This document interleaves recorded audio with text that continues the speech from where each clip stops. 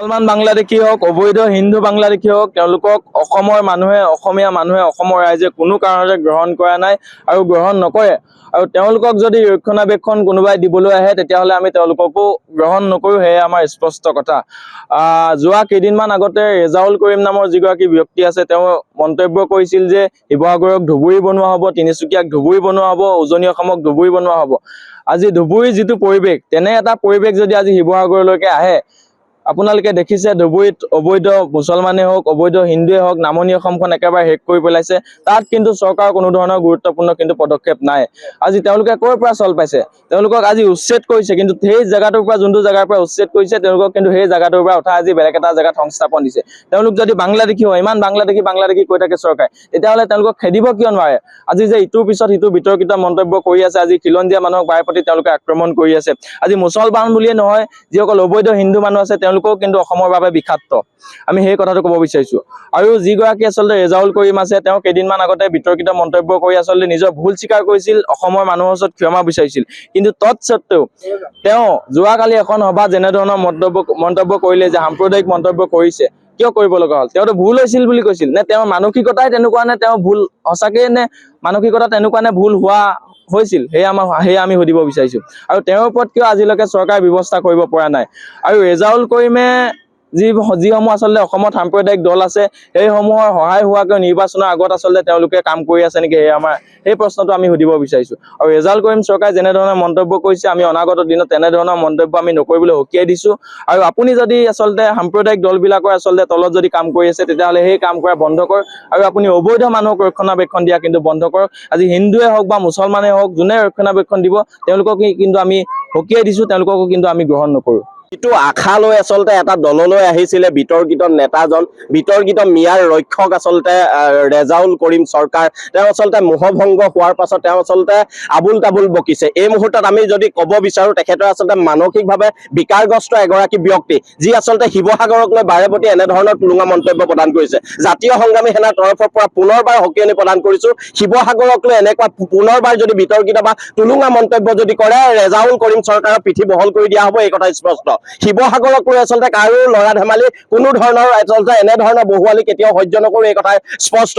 ৰেজাউল কৰিম চৰকাৰক আমি অপেনলি চেলেঞ্জ দিব বিচাৰিছোঁ, তেখেতৰ যদি বুকুত দম আছে, তেখেতৰ যদি কলিজাত দম আছে, শিৱসাগৰলৈ আহি শিৱসাগৰৰ মাজমজিয়াত আহি তেখেতে এনেকুৱা বিতৰ্কিত এটা মন্তব্য কৰি দেখাওক। আমি তেখেতক স্পষ্টভাৱে কৈছোঁ, শিৱসাগৰ তথা উজনি অসমত ৰেজাউল কৰিম চৰকাৰক পিটন দিয়া হ'ব, এই কথা স্পষ্ট।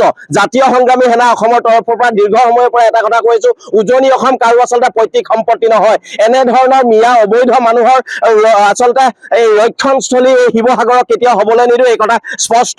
ইতিমধ্যে জাতীয় সংগ্ৰামী সেনাৰ তৰফৰ পৰা উজনি অসমৰ বিভিন্ন প্ৰান্তত, লগতে শিৱসাগৰৰ বিভিন্ন প্ৰান্তত য'ত এই সন্দেহযুক্ত লোকসকলে বসতি কৰিছে, য'ত এই সন্দেহযুক্ত, যাক আমি মিয়া বুলি অভিহিত কৰিছোঁ, এই মিয়া লোকসকলে য'ত ব্যৱসায় বাণিজ্য বা বিভিন্ন কামে বৰণে নিয়োজিত হৈছে, তেওঁলোকক ইতিমধ্যে আমি সকীয়নি প্ৰদান কৰিছোঁ। এসপ্তাহৰ ভিতৰত শিৱসাগৰ তথা উজনিৰ পৰা যদি এই মিয়াসকলে নিজাববীয়াকৈ যদি ইয়াৰ পৰা যোৱাৰ ব্যৱস্থা নকৰে, জাতীয় সংগ্ৰামী সেনাই নিজাববীয়া ব্যৱস্থা ল'ব। প্ৰয়োজন হ'লে প্ৰতিটো মিয়াৰ পিঠি বহল কৰি দিয়া হ'ব, এই কথা স্পষ্ট। যদি ৰেজাউল কৰিম চৰকাৰ বা ৰেজাউল কৰিম চৰকাৰৰ সাংগু পাংগু কাৰোবাৰ যদি দম আছে, শিৱসাগৰ তথা উজনি অসমত মিয়াসমূহক ৰখাই দেখক। জাতীয় সংগ্ৰামী সেনাৰ তৰফৰ পৰা স্পষ্টভাৱে কোৱা হৈছে, শিৱসাগৰ তথা উজনি অসম মিয়ামুক্ত হ'ব লাগিব।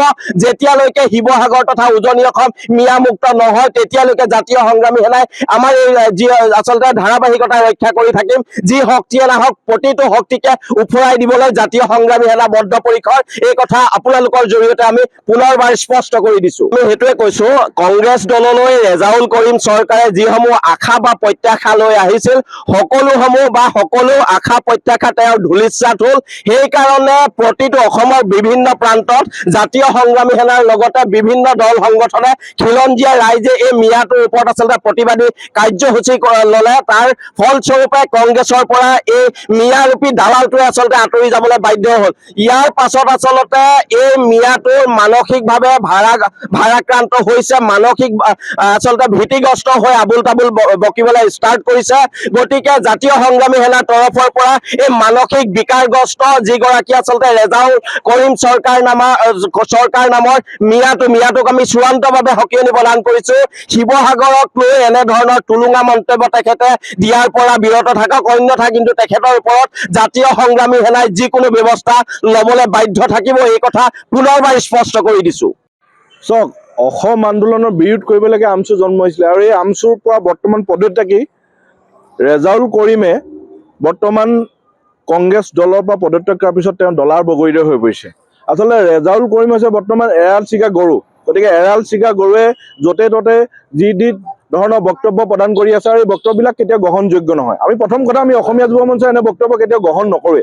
শেহতীয়াকৈ তেখেতে শিৱসাগৰ বা জিলাখনত ধুবুৰী বনোৱামৰ কথা কৈছে। বৰ্তমান যোৱাকালি এটা সংবাদ মাধ্যমত তেখেতে কৈছে যে শিৱসাগৰলৈ মিয়া ল'ৰাবিলাকক SP আৰু DC হৈ পঠাব।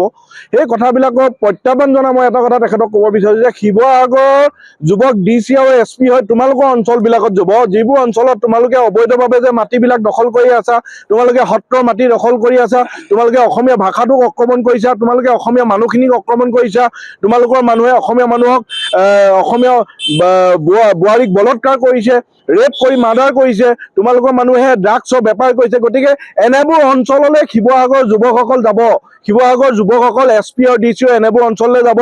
তেওঁলোকে অবৈধ যিবোৰ মাটি তোমালোকে দখল কৰিছে, মাটিবিলাক বেদখল মুক্ত কৰিব, তেওঁ ড্ৰাগছৰ পৰা অসমীয়া মানুহখিনি ৰক্ষা কৰিব, চুৰ ডকাইতিৰ পৰা অসমীয়া মানুহখিনি ৰক্ষা কৰিব। গতিকে ৰেজাউল কৰিম ডাঙৰীয়া, আপুনি শিৱসাগৰ বৰ অসম গঢ়াত আপোনালোকৰ মিয়াৰ অভিভাৱকত্বৰ প্ৰয়োজন নাই।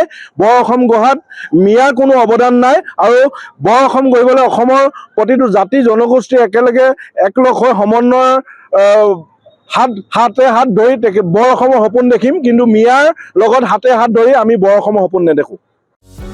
যিকোনো খবৰৰ বাবে যোগাযোগ কৰক আমাৰ এই নম্বৰত 9181 307 221।